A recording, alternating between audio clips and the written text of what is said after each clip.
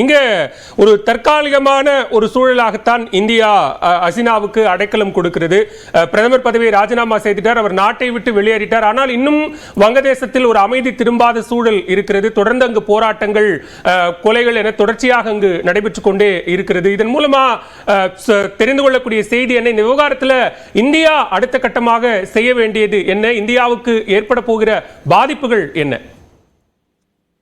முதலாவதாக இந்த மாதிரி ஒரு புரட்சி நடக்கும் பொழுது உடனடியாக அது கட்டுக்குள்ள கொண்டு வரவே முடியாது. இத நம்ம நிறைய இடங்கள்ல நம்ம பார்த்திருக்கோம். இலங்கையிலயும் நேரடியா பார்த்திருக்கோம், மற்ற இடங்கள்லயும் பார்த்திருக்கோம். இது ஒரு வாரமாவது ஆகும். ஒரு வாரம் 10 நாளைக்கு அப்புறம் தான் இது கொஞ்சம் செட்டில் ஆகும். இந்த கால்ல வர்றதுக்கு முன்னாடி நிறைய பேர், ஒரு 3-4 பேர் நேரடியா குறுஞ்செய்தியில பங்களாதேஷ்ல சொன்ன விஷயங்கள் ஒரு மாதிரி அதிர வைக்கக்கூடிய விஷயங்களா தான் இருக்கு.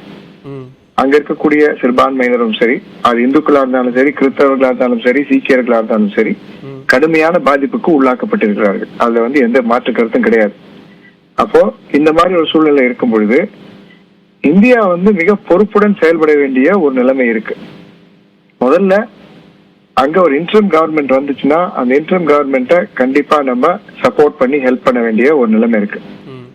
அமைதியை கொண்டு வர்றதுக்காக, கட்டுப்பாட்டுல கொண்டு வர்றதுக்காக அதான் முதல் படி. இரண்டாவது படி என்னவா இருக்கு அப்படின்னா, மீண்டும் ஜனநாயகத்தை ஊக்குவிப்பதற்கான வேலைகள்ல நம்ம இறங்கணும். ஏன்னா எந்த அளவுக்கு மக்களாட்சி நிலவுதோ அந்த அளவுக்கு தான் இந்தியாவுக்கும் பாதுகாப்பு. சர்வாதிகாரம் அந்த போக்குள்ள நம்ம போனோம்னா இந்தியாவுக்கு கிட்டத்தட்ட 4700 கிலோமீட்டர் பார்டர் இருக்கு வங்கதேசத்தோட. அப்ப அதுக்கான பெரிய பிரச்சனைகள் வர்றதுக்கான வாய்ப்புகள் இருக்கு. ராணுவத்தினுடைய இன்ஃப்ளூயன்ஸோ அல்லது அங்க இருக்கக்கூடிய பிஎன்பி அல்லது முகமது யூனிஸ் போன்றவர்கள் எல்லாம் சேர்ந்து அப்படின்ற ஒரு இன்டரிம் கவர்மெண்டே ஃபார்ம் ஆகுது அப்படின்னாலும் இந்தியா எதிர்ப்பு அப்படிங்கிற ஒரு விஷயம் கிட்டத்தட்ட அவங்க எல்லாருக்கும் ஒரு ஒற்றுமையான விஷயமா இருக்கு. அது பாதிப்பை ஏற்படுத்தாதா?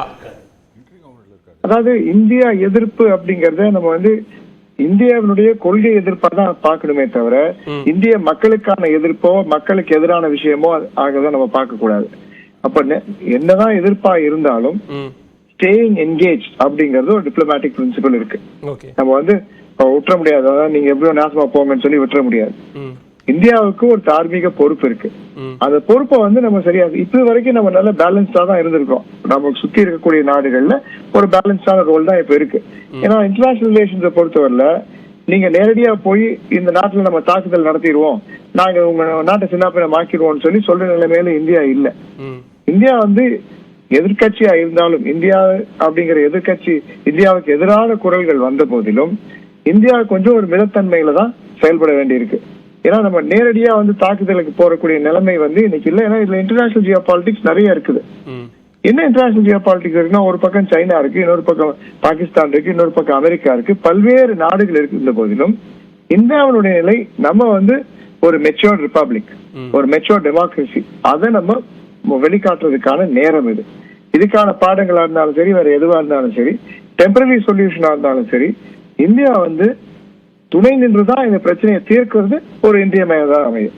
ஓகே.